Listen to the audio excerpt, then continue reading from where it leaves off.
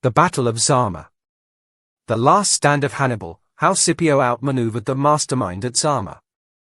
In the blistering heat of North Africa, where the sun scorched the earth and the air was thick with tension, two of history's greatest military minds were about to face off in a battle that would decide the fate of the ancient world.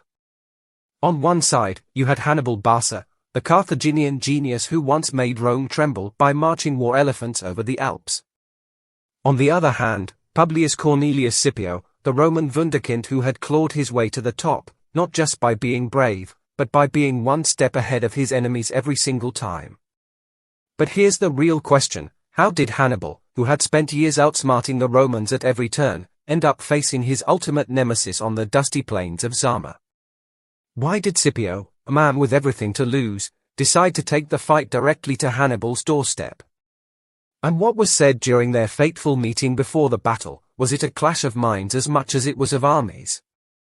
Prepare yourself for a tale of brilliant strategies, personal vendettas, and the final, breathtaking showdown that would shape the future of the ancient world. The Battle of Zama isn't just history, it's a masterclass in how two men, driven by ambition and rivalry, changed the course of empires. But before we dive into the final showdown, let's rewind and take a closer look at how we got here. This isn't just a tale of swords and shields, it's a story packed with twists, turns, and enough drama to make a modern-day soap opera look tame. First, let's set the stage with our two main contenders, Carthage and Rome.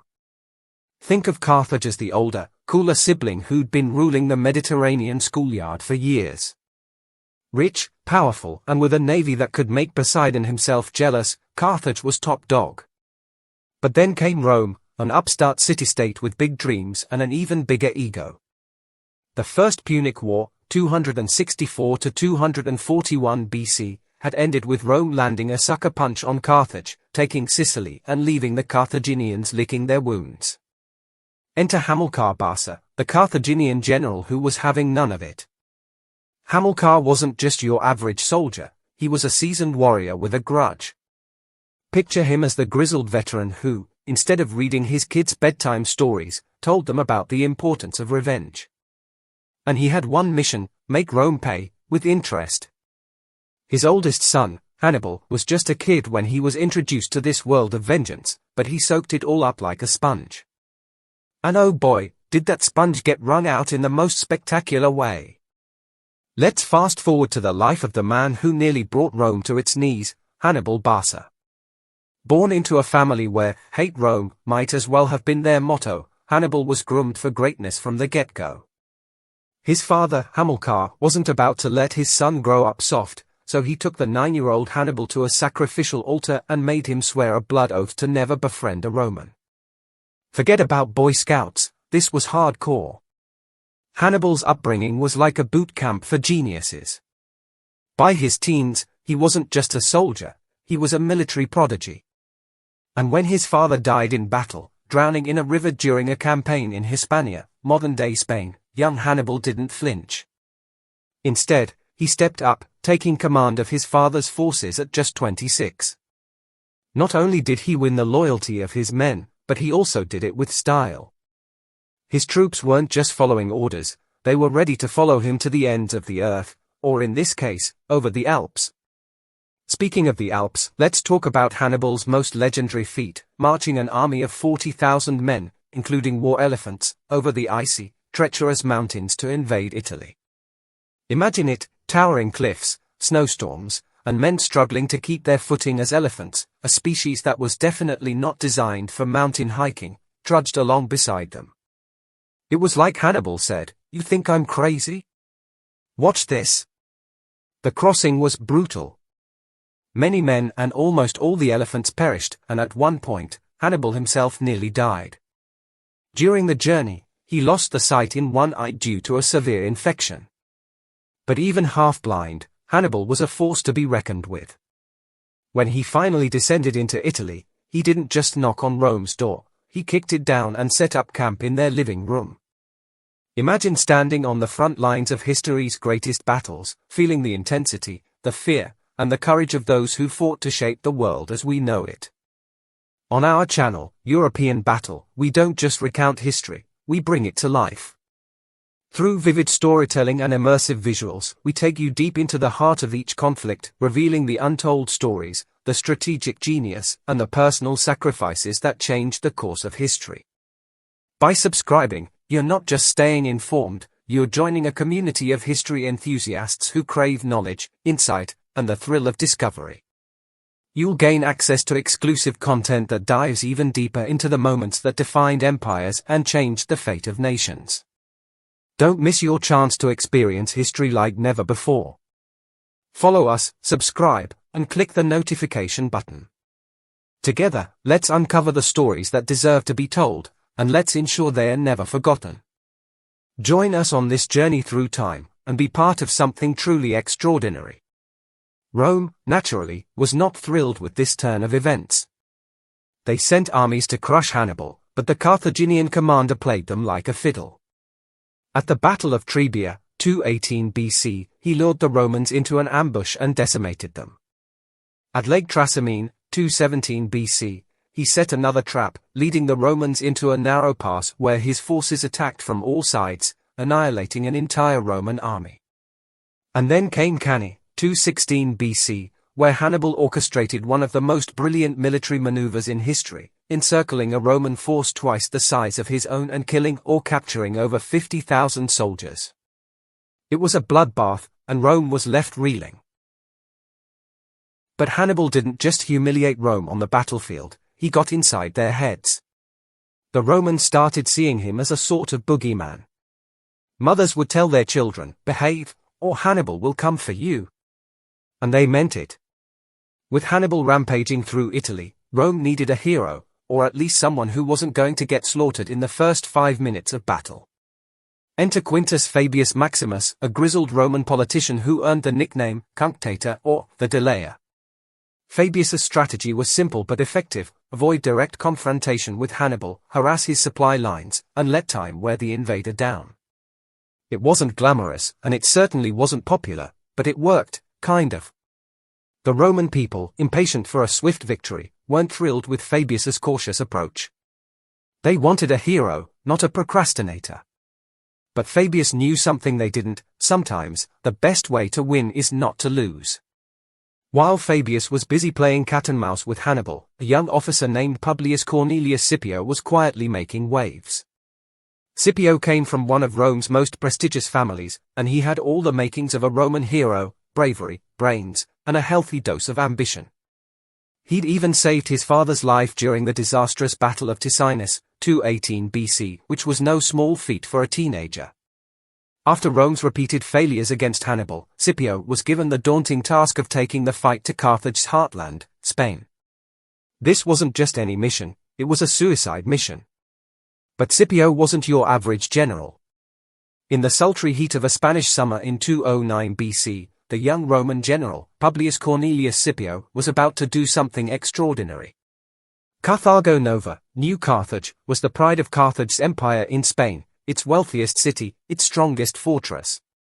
Taking it would be a blow from which Carthage might never recover.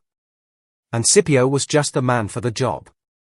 He didn't just march his men in straight lines and hope for the best, he was more like the ancient world's version of James Bond, with a bit of Sun Tzu thrown in for good measure.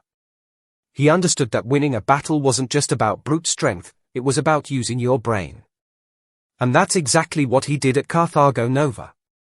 Scipio knew that the Carthaginians had made one fatal mistake: they assumed no one would dare attack their city from the water. So, naturally, that's exactly what he did. Under the cover of darkness, Scipio led a small, elite force in a daring nighttime assault. As his men silently rode toward the city, Scipio was calm, cool, and collected. He knew that if they succeeded, Rome would gain control of the entire Iberian Peninsula. If they failed, well, they'd be fish food by morning. As dawn broke, Scipio's men stormed the walls, catching the defenders completely off guard. It was a stunning success. Scipio didn't just capture the city, he captured the hearts and minds of the local tribes. He treated them with respect, shared the spoils of war, and convinced them that Rome was the future. By the time the dust settled, Scipio had effectively booted Carthage out of Spain, and Hannibal's supply lines were severed. By 205 BC, Scipio was the golden boy of Rome. But he wasn't satisfied with just kicking Carthage out of Spain, he wanted to end the war once and for all. So, with the Senate's reluctant blessing, he set sail for North Africa. His goal? To force Hannibal, the man who had terrorized Rome for years, to come back and defend his homeland. When Scipio landed in North Africa, he didn't waste any time. He knew that to win, he needed allies. Enter Massinissa, a Numidian king who had more than a few bones to pick with Carthage. Scipio, ever the charmer, struck up a deal with Massinissa. In return for his cavalry, Scipio promised to help Massinissa reclaim his throne. With his new ally at his side, Scipio launched a series of lightning campaigns that sent Carthage into a panic. The year was 202 BC, and the stakes couldn't have been higher. Carthage was on the ropes, and Rome was closing in for the kill. But before the final blow could be struck, Hannibal was called back from Italy. For Hannibal, it was a bitter homecoming. He had spent years marching up and down Italy, humiliating Rome at every turn, but he had never been able to land the knockout punch. Now, he was back in Carthage, fighting for survival. As the two armies prepared for battle near the town of Zama, both generals knew that this was it, the final act in a long and bloody drama. But before the swords were drawn, something remarkable happened. Scipio and Hannibal, the two greatest military minds of their time, met face to face. According to some accounts, the two men actually sat down and discussed terms for peace. Hannibal, ever the diplomat, offered generous terms, but Scipio, sensing that victory was within his grasp, refused. The two men parted ways, knowing that the next time they met, it would be on the battlefield. As the sun rose over the dusty plains near Zama, the stage was set for one of the most epic showdowns in history. Hannibal, ever the tactician, placed his infamous war elephants at the front of his army, hoping to break through the Roman lines. Behind them, he arranged his troops in 3 layers, mercenaries in the front, Carthaginian citizens in the middle, and his elite veterans at the back. Scipio, always one step ahead, had anticipated the elephant charge. He ordered his men to create gaps in their lines, allowing the elephants to pass through without causing much damage. It was a brilliant move, and it worked perfectly. The elephants, confused and panicked, trampled through the gaps and were easily picked off by Scipio's soldiers. Mid-morning. With the elephants neutralized, the two armies clashed in a brutal hand-to-hand fight. Hannibal's first 2 lines of troops, made up of mercenaries and citizens, fought bravely but soon began to falter. The mercenaries, who were in it for the money rather than the glory, started to retreat, causing chaos in the Carthaginian ranks. But Hannibal's veterans, the men who had fought with him in Italy for years, stood firm. They knew that this was their last stand, and they fought with the desperation of men who had nothing left to lose. Late morning. As the battle raged on, Scipio's cavalry, led by Massinissa, engaged the Carthaginian horsemen and drove them off the field. With Hannibal's flanks exposed, Scipio saw his chance. He ordered his legions to advance, pressing the Carthaginians back. Midday. Just as the battle seemed to hang in the balance, Massinissa's cavalry returned to the field. They charged into the rear of Hannibal's formation, turning the tide in Rome's favor. Surrounded and outnumbered, Hannibal's troops fought bravely, but it was no use. The Carthaginian army was overwhelmed, and the battle was lost. With his army shattered, Hannibal had no choice but to flee. He escaped the battlefield, but his dreams of victory were in ruins. Carthage, once the jewel of the Mediterranean, was reduced to a client state, stripped of its power and prestige.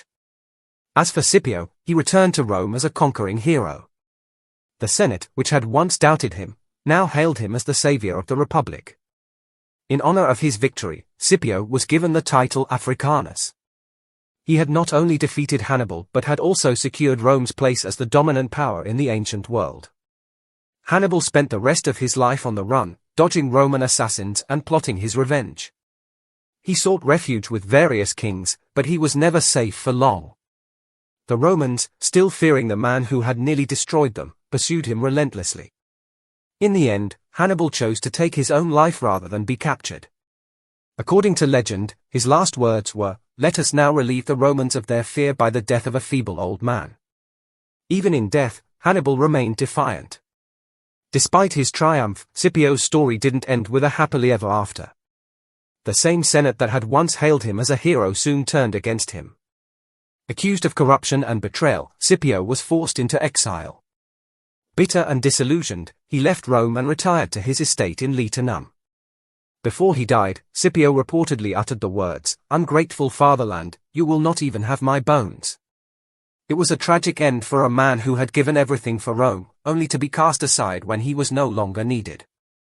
The Battle of Zama wasn't just a military conflict, it was the culmination of decades of rivalry, ambition, and sheer willpower. Hannibal and Scipio were more than just generals, they were legends, whose names would echo through the ages. Their story is one of heroism and betrayal, of triumph and tragedy, and of two men whose destinies were forever intertwined.